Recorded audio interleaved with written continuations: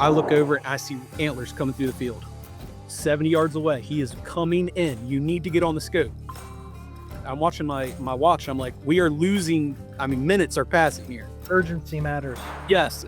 And so I'm like, I'm not trying to rush you, but I was like, do you want to shoot this? Are you sure you want to shoot this? He said, yes. So I got him up on the gun. I pushed the safety off for him. I said, do you see it? He goes, I see like a shadow. I'm like, all right, readjust, get your deer in your scope. And he's like, okay, I've got it. And I told Easton, I said, squeeze the trigger now. And he squeezed the trigger, gun went off. I watched the deer run. And I was like, you did it. And of course he starts bawling and, happy tears, man. He's like, I did it. I shot my first buck.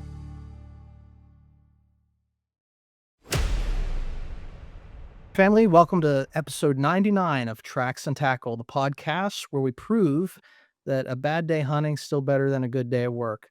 And this past weekend, we didn't have any bad days. I'm your host, Ron Menser, the Arrow Eagle.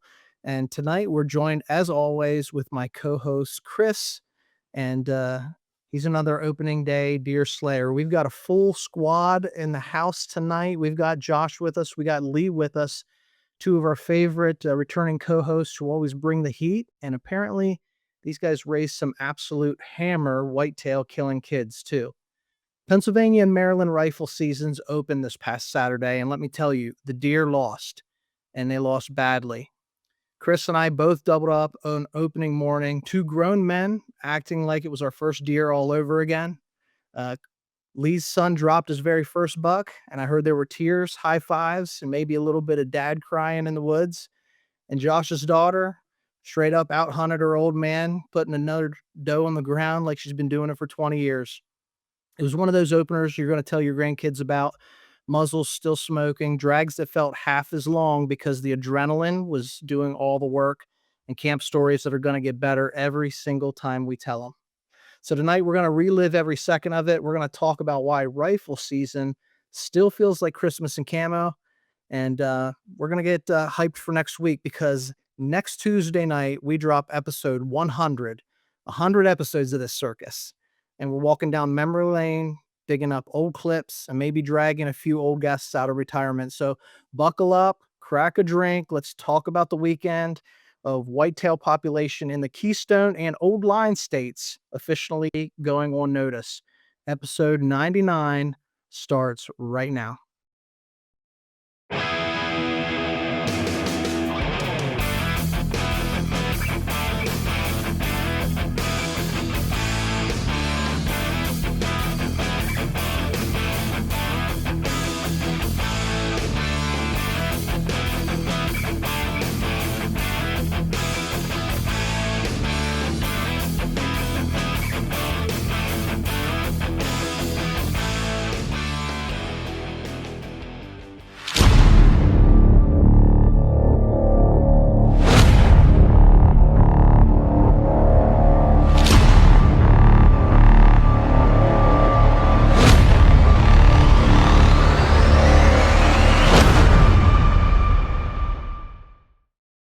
What is up, fellas? How are you guys doing? Are you hyped or what?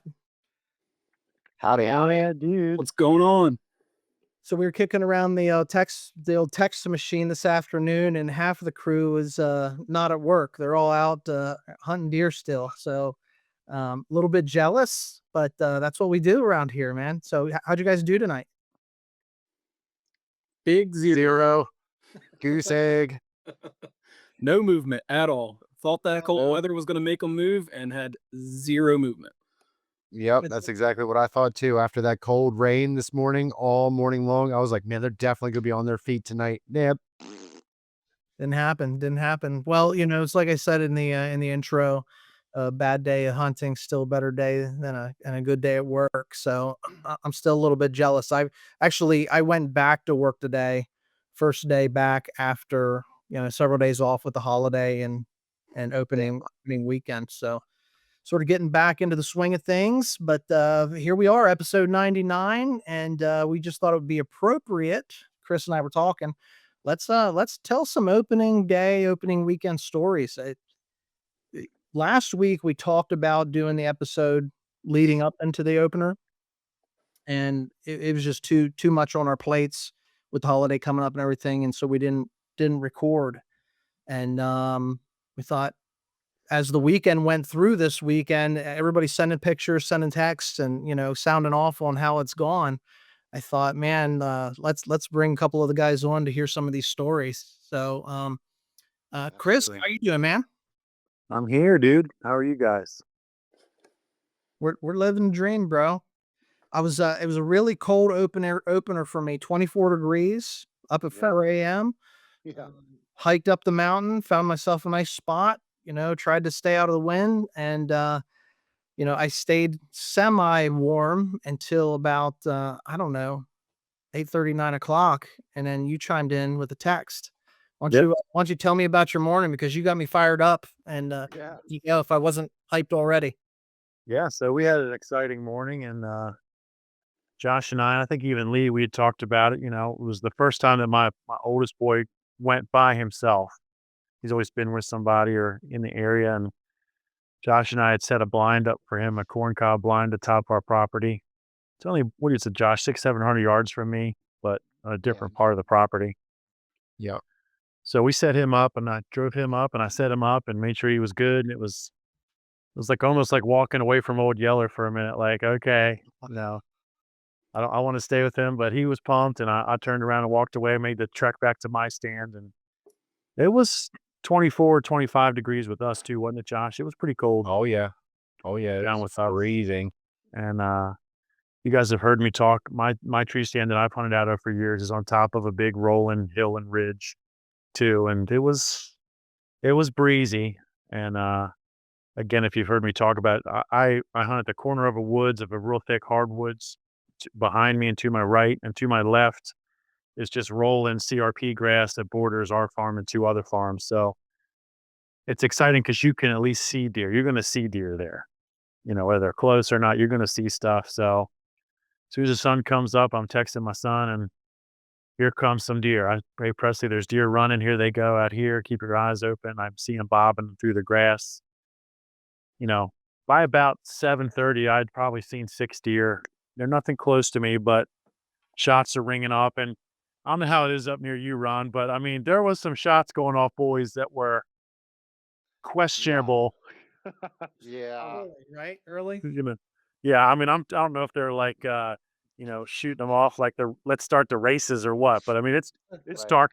It's officially time. Yeah, let's go. And I mean, even for me to say that, because where I hunt, I can see a little bit more when the sun comes up over the field, and I'm like, bro, I don't know what they're shooting at. Um, but then, yeah, just about 8:15, I texted my son. Um, I said, "There's some deer moving across the way. They're going to be running your way, buddy. Get ready." And Josh and I made a little bit of a critical error with this blind. It's a great evening spot, but the sun comes up where I had my son, and it beats on him. He goes, I can't see out of my scope, Dad, no matter how I turn. He said, I saw the deer, but they were moving too fast. Well, they ran up my way. About 15 minutes later, here comes 2 does bobbing through the grass. Josh and Lee will both tell you, like, I don't let deer walk usually. I'm that guy, right? And I had a moment where I'm like, okay, Shoot the first one that goes through. yeah, well, no, usually it's like that's gonna happen, right? And I said, okay, it looks like a smaller doe. Both those boys have been to our property. The grass that they walk through is deceiving. It really is. And Oh, yeah. I said, okay, I'll let this one go, maybe do this one. And then a cold breeze of air hit the back of my neck. And I said, nope, you're gonna get it. So I shot her, put a good shot on her about 7. She was about 75 yards away. The gun I was using from my normal shotgun that I use was a 300 Magnum that my dad let me use because I was going to hunt with my son later in this blind to maybe make some farther shots. You always need to check your gear. We talked about that last time, right? And it shot good. It shot great. I made a good shot. I went to rack the bolt though, and it stuck. There was like no oil on this at all, so I could not see where the deer ran. I knew that it went back in this grass. Same thing Josh will tell you. We've had a couple experiences down there where you get down in that grass that's 6 foot tall, you can't see, you know, And I could not find blood. I couldn't find where this deer went. It took me about 20 minutes walking around. I actually told Ron yesterday I had to like take a minute and reset Mhm. and remember this story that I just read about this guy looking for a deer. And I said, okay, I know she didn't come out. She had to go this way. Just catch your breath. I was cussing. I was like, what the? She's got to be in here somewhere. And just randomly, I looked to my left and I took a step in this tall grass and there's blood everywhere. And I look up about 5 yards and she's laying there. She actually doubled back. I don't know if she got, lungs filled up with blood and freaked out, but she actually ran back up the hill a little bit. But sent some texts out. It's about 8:30 at that point. Sent some texts out and got the boys pumped up. Josh, before I was even out of the tree stand, somebody shot. That was close. Who was that? Yeah. You know? That's the cool thing when you guys are hunting close, when you're hunting together, like same property, Yeah. is you're like, man, I know that gun. I know the sound of that gun bark. When it Yeah. gun barks, my brother's kind of like that. He shoots a 270. Yeah. And the sound of that gun when it goes off. And so you get excited. Yeah. And this thing's Well, a freaking cannon too, by the way. let's just say something first off. I didn't ask who shot. I just sent Kris a text that said "well" with a question mark. Like Yeah. Did you annihilate whatever you pointed that thing at? Yeah, I was frustrated at that point. I said, I'm looking in the grass right now. I got frustrated for a couple minutes because the last couple years, these guys know, and I'm just not hardcore about it like Josh and Lee are with deer anyways, but I really focused on my kids and getting them out and doing stuff like that. So I hadn't shot a deer for 2 years and, you were doing. I was due and I was pumped, dude. I mean, it was just a doe, but I was so pumped when I walked up on it and it was a lot bigger than I thought it was. It was a pretty fat doe, Josh. Am I wrong? Like, Oh yeah, for sure. and I was pumped, dude. I'm sending text to Ron. I'm getting selfies out in the grass with this thing, trying to set my jacket up so I can get a picture. And then I went and sat with my son and had a good rest of the morning. Got a pie ball on video. We got a cool video of pie ball doe running around. Yeah, that was Actually thought it was a coyote. We were talking about coyotes earlier. I thought it was a coyote chasing these deer. It was a piebald little fawn running with I guess his mom. So So how late did you sit out? Did you sit out till noon? Sit out all day? So we went then after I got the deer, I pulled the deer out into one of our roadways, went and got the rest of my gear, and I walked a couple hundred yards back to my son. And we sat till what we say, Josh, 11. Yeah, we ended up sitting till 11, but Peyton ended up shooting her deer about 9:30. Yeah. And then we gathered that, and then we actually moved over to a spot closer to Kris just to see if we could maybe bump something up towards Presley. Yeah, And, try to get something and going. yeah, well, that didn't work, so we just ended up sitting there, and then we all met back about 11 o'clock for lunch. And I tried to motivate the boys. I was gonna say, Kris has a Kris has a little thing that he likes to do with the kids, especially that if anybody kills a deer on opening day, he's gonna buy them breakfast. So when my daughter shot her deer, she looks at me in the face and she goes, "I guess I get to go to Chick-fil-A." Yeah. So you guys remember, I don't know if you remember, I think it was on ABC, that old show Wipeout. It was like American Gladiators, only kind of like random people, reality. Yeah. So they had this thing called the motivator because people would be scared to start the obstacle course. Yeah. And that's what I thought of when Kris was saying, man, that cold air went down hit my neck. I was going to let the deer go. But the motivator is sometimes that cold breeze on a cold day. Yeah. Yeah. It's not worth it sitting out, Yeah. It's got it done, man. Yeah. It's not cold tacos. Oh. Chick-fil-A is not cold either. Yeah. Tell your story, Josh. Tell us about your morning. Well, I mean, it was about an hour after you shot, and it was about an hour after you sent the picture of you with your doe. Peyton and I hadn't seen anything all morning. I mean, it was really slow down in our area. I mean, we heard gunshots everywhere, but we just weren't seeing the deer in our woods. And almost the same thing, about 9:15, 9:30, this nice sized doe steps out. And I said, Peyton looks at me and she goes, "Dad, there's a deer." And it trickles into this little woods right in front of us. And I'm like, okay, it's going to cross this creek. It didn't cross the creek. It actually turned and doubled back around and came right back in the same way that it was coming. And I said, Peyton, it's up to you, baby. And she said the same thing Kris did. She said, Dad, I'm cold. And I was like, okay. She's like, can I shoot this deer so we can, you know? And I was like, baby doll, if that's what you want to do it. I mean, so she raised the gun up and I don't know, for me, just to see her confidence as an 11-year-old with a 308 in her hands, she just didn't even bat an eye. She threw that sucker up on the rail, one shot, clicked it off, dropped her dead in her tracks. And man, my dad said he heard me yelling from a couple hundred yards away. I didn't get this one on video. And the first deer, man, you let one rip, you know. It's like I can't help it. I like can't help it. inch you out there. I get excited, man, because my adrenaline's pumping, and I don't know, I just get excited for her, and she's super into it. She can't wait to go back out again. She still has a buck tag, so we're gonna try to go out on Saturday and see if we can't get something done then. That's awesome, man. I mean, so Yeah. Chris's picture got me warmed up, and I was ready to rock. And then I saw Peyton's picture, and I was Yeah. the group's getting it done, and then some other guys as well. Where we were hunting, there were just so many guys came up to camp. It's like it was the Orange Army. I mean, Yeah. there's just so many there. So the deer weren't really moving. It's been good archery hunting. I'm seeing deer on camera just about daily. But my one nephew, he wanted to get a shot at an opportunity at a deer, and I've been pretty successful on opening day the past couple of years. So he said about sitting with me. So I put him with me, and we were just hunting the ground, but it's kind of a sweet spot. We knew deer move through there.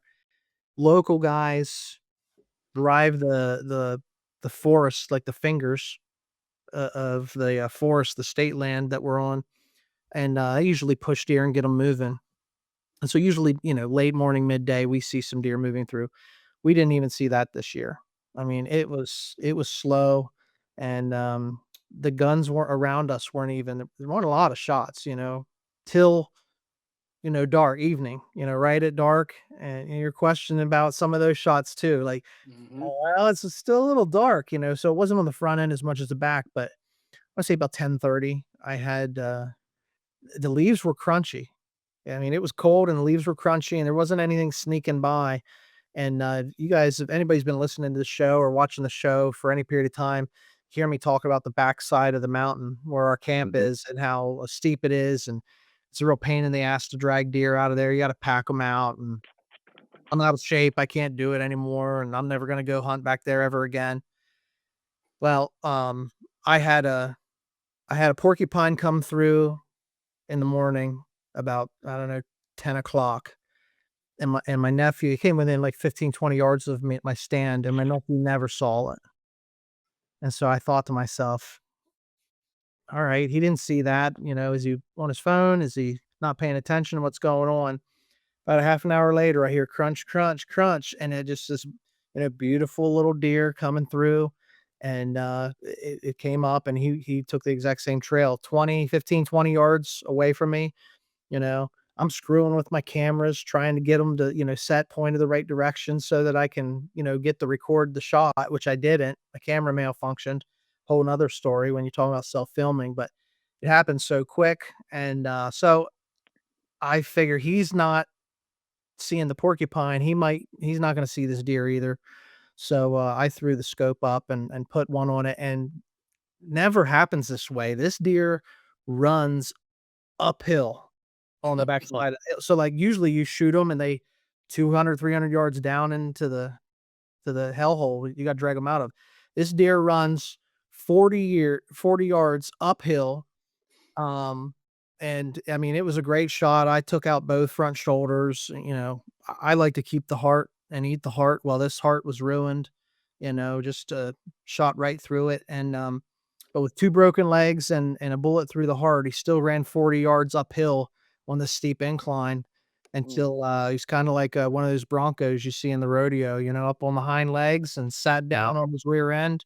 And then he slid about 10 yards downhill, and that's where it landed. But you know, I saw the deer down. That sort of stuff really warms you up. Like there's no ifs, ands, buts about it. You have a little bit of success, Yeah. and that's what it's all about. So 100%. 100%. and then we're getting on towards the end of the day, so we're all sending pictures, we're all sending texts, and super excited about everybody's day. And the one I really wanted to hear about was you, Lee, because I know, you've been talking to us about getting your boy out, getting him hunting. We were talking earlier in archery season about, video gear and all that sort of cool stuff because you want to capture these moments. And why don't you just walk us through your story, because you had a little bit of opening weekend success too, right? Yeah, well, none of it was videoed, of course, because it all happened at the wrong time. But no, Saturday morning, of course, was opening day here. We didn't go out. My wife and I had a trip planned. Yes, I know, I planned a trip on opening day of rifle season. But it was for our anniversary, so we took a trip up to New York. But I promised. It's hard from the group, guys, or it's his anniversary. Do we go past? But Sunday, I'll let it ride. I'll let it ride. We'll allow it, Lee. We'll allow it. Sunday, I promised Easton that we would get out, and we went out early Sunday morning. It was just as cold as Saturday. We didn't have any wind down here Sunday morning. And of course, my son, as we talked before, passed all the does. We had does around us morning and evening, and he's like, "I don't want these. I'm not shooting these. I want my buck." I'm like, "Okay, that's fine. We'll sit here and wait this out. We've got 2 weeks of rifle season. He's got 2 weekends off of school that we can get out." So Sunday night we go out. I was hopeful because I'd been seeing a lot of movement on the trail cams in the evenings. Saturday, when I wasn't in the tree stand, we had a couple nice bucks that I caught on camera, of course, with those and stuff. So I knew something was going to come along. Just when I didn't know if it was going to be after dark, right at dark, 30 minutes before. I haven't been able to nail them down. They're moving just sporadically. So about 30 minutes before sunset, here comes 5-10 does. Just like the video I posted during junior hunt, they all just come down.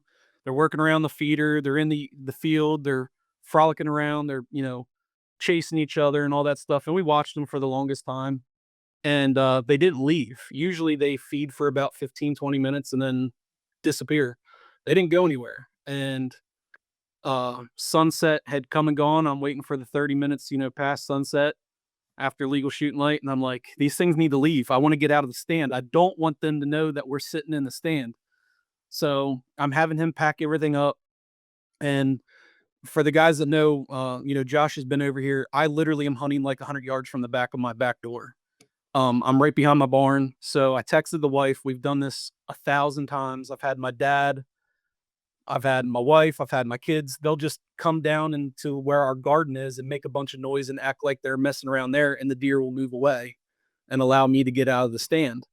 So I'm texting her. I'm like, "Hey, we're covered in does. Please come down here and get these things away from us so I can get Easton out." Because it's kind of hard. It's easy to get yourself out of the stand, but you got to pack a kid, a gun, all our backpack, everything. So I'm trying to get him out of the out of the stand. And I happen to look over. This is probably 5 minutes before legal shooting light is over. I look over and I see antlers coming through the field. And I throw the gun back on the tripod. I screw it back down. I'm like, "Get on the scope, get on the scope. That's a buck." And he's like, just looking at me. I'm like, "Easton, there is a buck. You want to shoot a buck, right?" He's like, "Yes." I said, "There is a buck 70 yards away. He is coming in. You need to get on the scope." And I'm watching my clock. I'm watching my watch. I'm like, we are losing. I mean, minutes are passing here. Urgency matters. Yes. And so I'm like, I'm not trying to rush you, but I was like, "Do you want to shoot this? Are you sure you want to shoot this?" He said, "Yes." So I got him up on the gun. I pushed the safety off for him. I said, "Do you have it in your, do you see it?" He goes, I see I see like a shadow. I'm like, all right, readjust, get your deer in your scope. Mhm. And he did that, and he's like, okay, I've got it. And the deer stood still for probably 2 minutes, just looking around. Perfect broadside shot. Couldn't ask for anything better, especially with me trying to rush him. Yeah. And I'm like, when you're ready, take a squeeze. And of course, I'm watching the deer through binoculars. And as I'm doing this, I'm realizing that here comes Brittany and here comes my daughter, and I'm texting them, stop, stop, stop, stop, stop. We now have a buck in front of us. Uh-huh. Don't stop scaring deer away. So I'm trying to all of this all at once. My emotions. It's like I'm shooting my first deer for the very first time. I was buck fever like I can't remember. And um she's like, okay. She texts me, and by this time I look, and we are exactly a minute away from legal shooting light ending. And I told Easton, I said, squeeze the trigger now. And he squeezed the trigger, gun went off. I watched the deer run, and I was like, you did it. And of course he starts bawling and just happy tears, man. He's like, I did it. I did it. I shot my first buck. I'm like, step one's done, buddy. We now have to go find it. Yes, you did really good under pressure. I was trying to get him moving along. I said you did very well. So we pulled out for about 20 minutes, and I wanted to give it some time. The wife came down. We got dressed to go look for it. We went down to where I know he hit it. It was on camera. Um, I pulled up my trail cam, and I could see the deer. I knew exactly where he was standing. No blood, nothing, zero.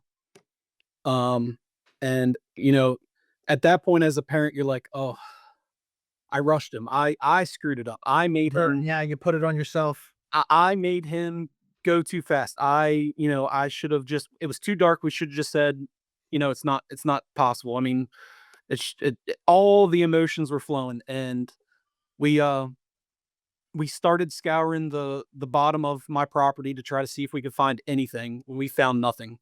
I pushed probably about 50 yards into the neighbor's property to see if I could find anything, because most of my deer end up dying in the stream bed. They go to water, and that's where they end up.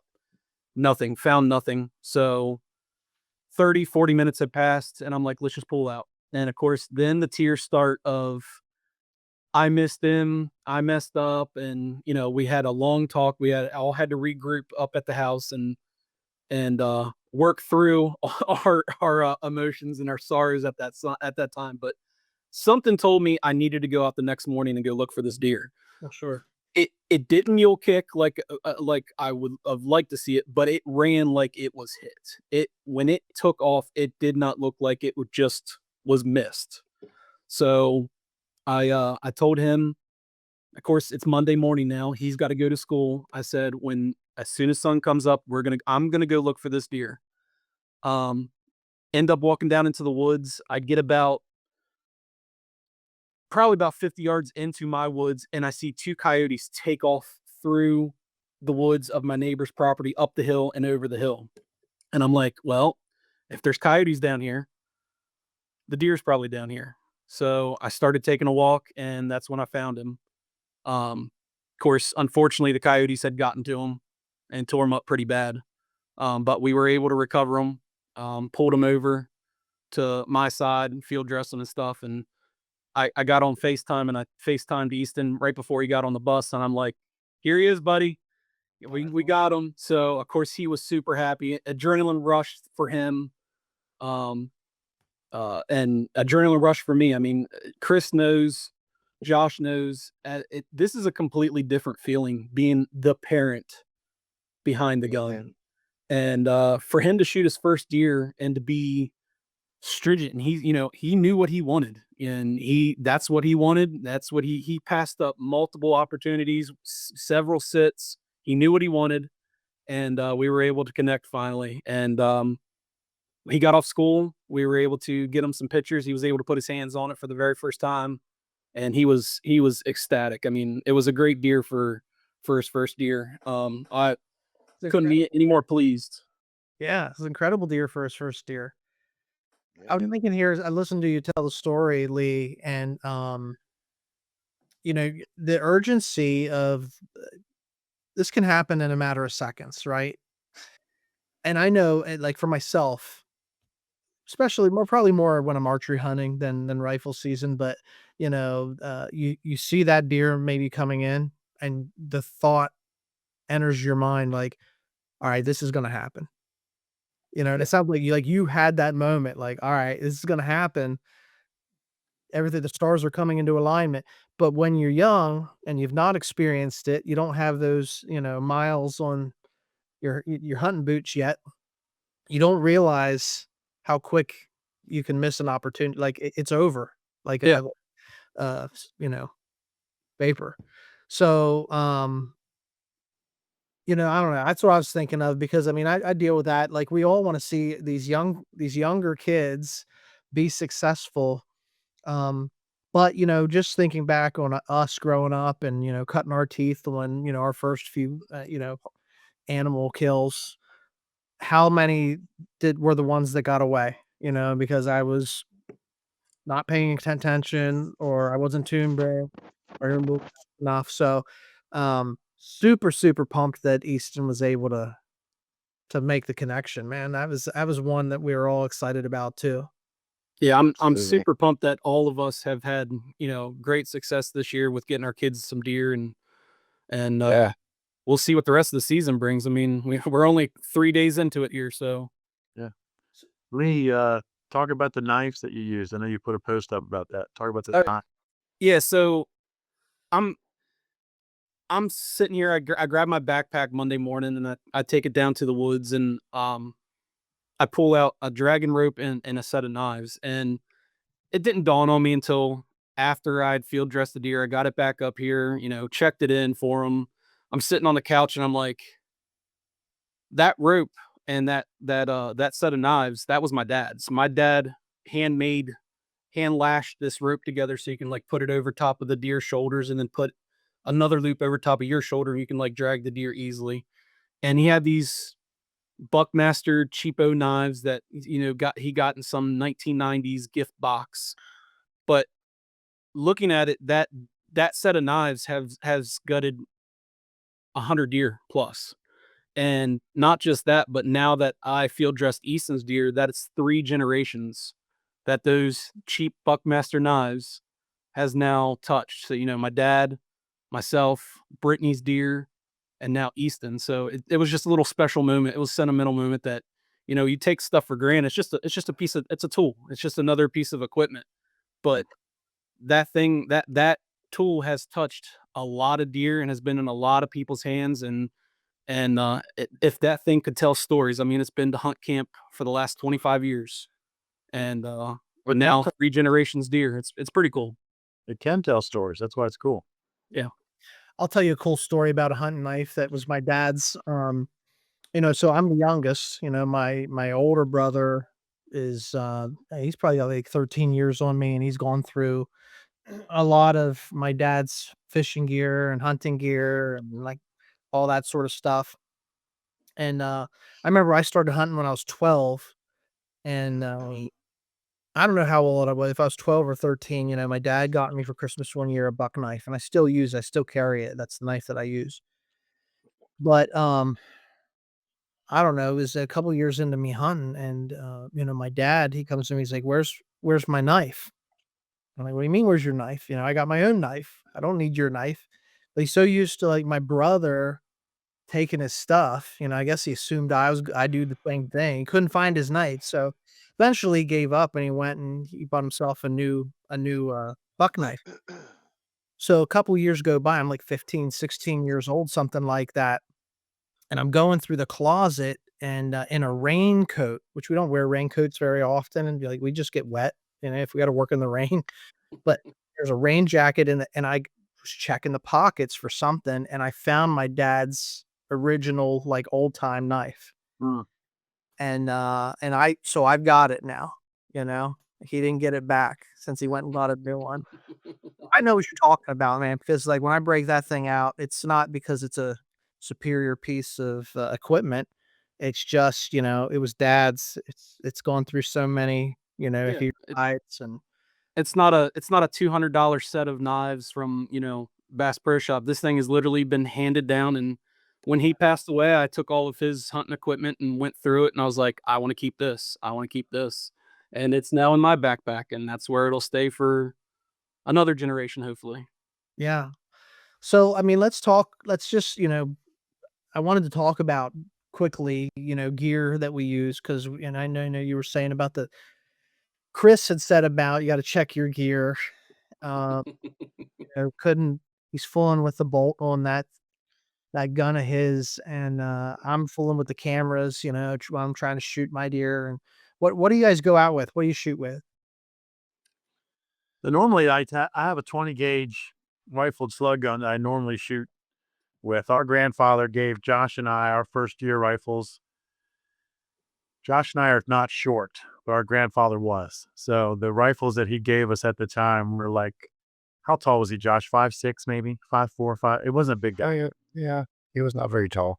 So they're like custom. I have a 7mm .08, just the custom, in the traditional brown and black Remington. That was mine, but it's little. I mean, it almost looks like a 22. And then Josh, you have the very similar version, the 308. That Yes. Josh still uses. I could never, as I started getting taller, just comfortable. I couldn't get comfortable shooting it. I've killed deer with it, and my sons who's killed deer with it. I just could never get comfortable on it. So, kind of what you're saying, Lee. My dad let me use this 20 gauge slug rifle, and I've just kind of assimilated into mine. It hasn't gone back to my dad. Yep. And I've killed a lot of deer with that. We told stories about Josh killing. That's usually what I take. I was going to go out at some point and sit with my sons, like I said, in this blind where there's a chance to shoot pretty far, open field. So let me take this out. And, my dad shot a couple times, didn't realize it didn't have enough oil on the bolt. So that's what we took that to. It did the job though. It did the job. I pack light though. I'm not taking much. I had a seat pad, bottle of water in my pocket. I had a little pack underneath my stand with my other stuff, but in the stand, I don't have much with me up there. I overpack. I fell up everything in the kitchen sink in my backpack. Yeah. Because I sit all day. Like we were up at 4. I was in, we left cabin probably 5 o'clock, to get into our spot by 6. Yeah. And I sat there until, after dark. Yeah. Nope. I pack pretty light because we're not too far away if I got to get something else. But in the stand, I don't have much with me. Josh, what do you carry? So first off, Kris was saying I shoot a 308. It's a Remington 308 Model 7. Yeah. So it's literally the gun might be 3 feet long. It's a very short little gun, but I've been using it since I was 13 or 14 years old. Like my shotgun, it's like an extension of my arm. Like it's like I can throw that gun up and I know that I'm gonna hit because I've been shooting that gun for 22 years, 23 years. Anyway, I love that gun. So just like always, I mean, I always have a ratchet strap and stuff to drag deer with. I always got sharp knives and a knife sharpener in my bag and little baggies and stuff. But this time I did something that I don't typically do because Peyton was with me that I'm gonna start doing all the time. And that is I have a thermos and we stopped at Royal Farms and filled that sucker full of hot chocolate. And it was 20 couple degrees out there. And I was like, okay, I have this thermos, but I don't have a cup for it. So we emptied out 2 cans of corn, washed the cans out, and those were our little hobo cups for the day. And I'll tell you what, man, you put hot chocolate in those things and hold it for a minute, your hands get nice and toasty. So I might start doing that more often. Presley was pumped because you still had a bunch in the cup and you gave to him. Oh yeah. But he was sitting there like there was its Starbucks. Yeah. Let me give you guys a pro dad tip for hot chocolate at gas stations, okay? This is what we do when we duck hunt with the kids. I'll go get a hot chocolate like Josh said, and I'll put it in one of my thermoses. But if you buy like a chocolate milk and then mix it with there, it'll make it the perfect temperature and super chocolatey. So, Ooh. My Life hack. recommendation is buy a miniature chocolate bar. oh, Drop that in and let the hot chocolate melt it down. and that'll make it chocolatey. Listen, Ew. I'm married, Ron. Don't talk dirty to me. Yeah, it's good. You might not feel great after you drink it, but that's what you do. So yeah, I mean, I appreciate like the storytelling here, guys, because it's one thing for us to share this on text and pictures and that sort of thing, but to sit here and listen to you tell the story, that carries a lot more weight as far as that goes. So, um, it's only, and like we said, it's only a couple of days into the season. Like we got a 2-week season. What's Yep. Maryland?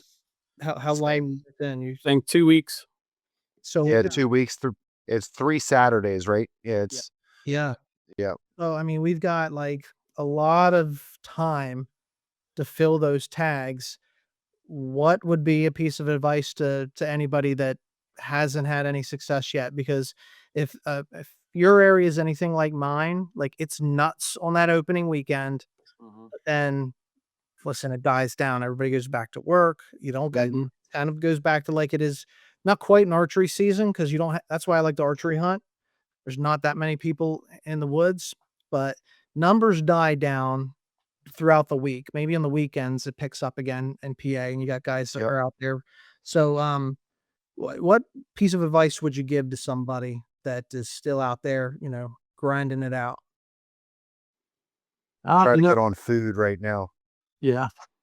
Sorry, that's a big one for me. Try to get on the food plots right now. I mean, I'm not saying the bucks are done rutting, but I'm saying that they're getting a little exhausted and they're back on food. So that's I would that's agree. my advice. If you're still hunting right now, that's my tip. Yeah, I mean, you're in a spot, and you guys know from bow hunting. I mean, some of these places, especially in Maryland, these deer have been hunted since when's it come in, Josh? September? September 9th. Yeah, early September. Yep. Oh, Yep. they're looking, they've seen a lot of stuff. Talk to your neighbors, talk to your people hunting around you. I stopped by when I was walking out of the woods the other day. There was 2 guys on the property behind us. They waved me over, and I talked to them for a couple minutes, and they had a doe and a big, I think it was a 3-point. It was a really big body deer. I was surprised when I walked up and saw the rack on it, and I'm not judging at all. That's I'd have shot it in a heartbeat. But talk to them and see what they're seeing, and that's how you're gonna find stuff out, man. I mean, take your time, and there's plenty of time. As it gets colder, they're gonna start grouping up. So Yeah, and I was seeing that in archery early November, like I guess mid-November. I was starting to see does group up, and it was really pressure. I think that was putting them into groups already like that. So actually, what you need though, out of all that, is you need Josh's daughter, because every time I take a ride in the car with her, we see deer. She came with us on our family my birthday vacation to West Virginia, and we counted like 120 deer on one road trip. So that's what you need. You need Josh's daughter, and she spent the night with me.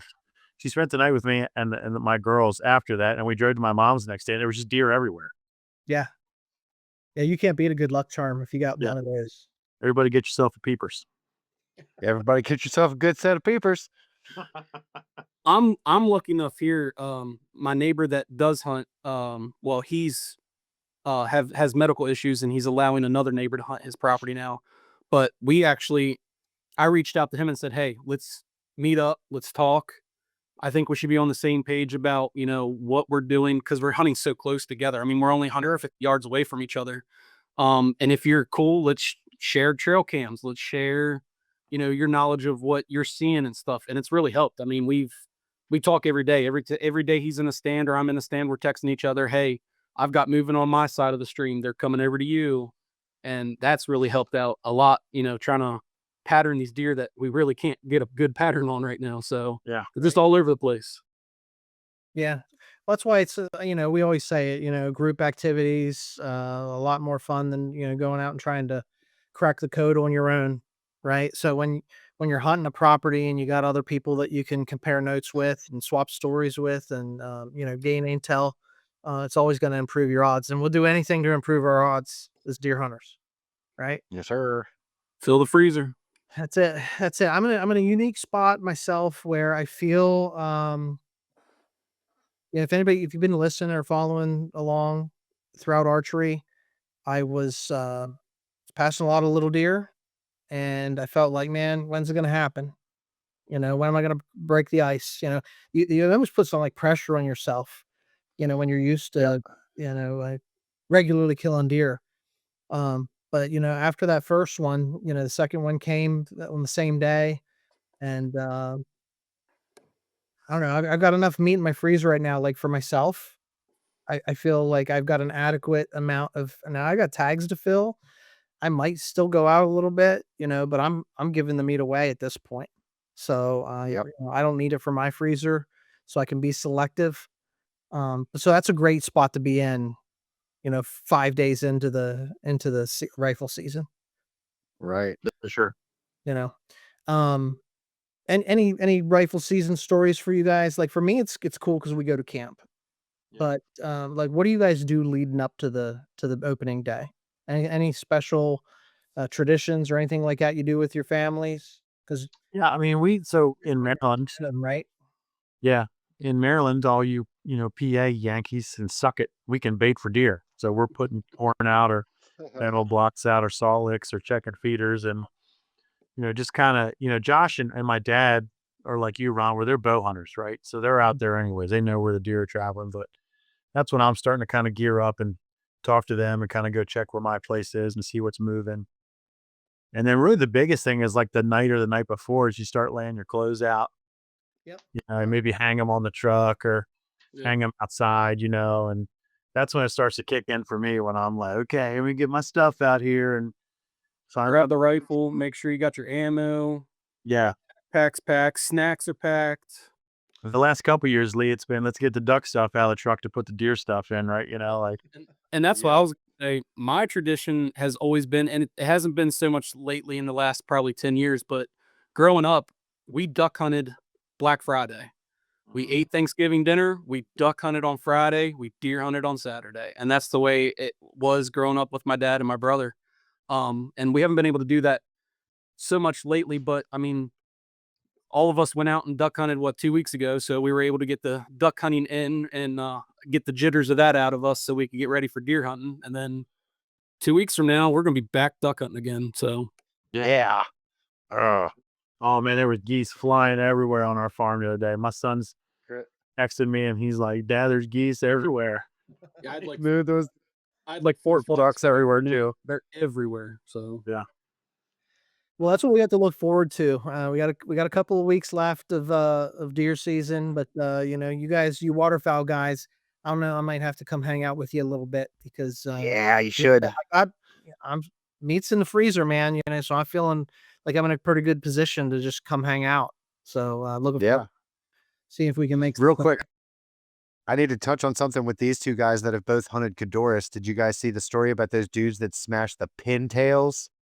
yeah, at Cadorus? you told me last night. I'm jealous.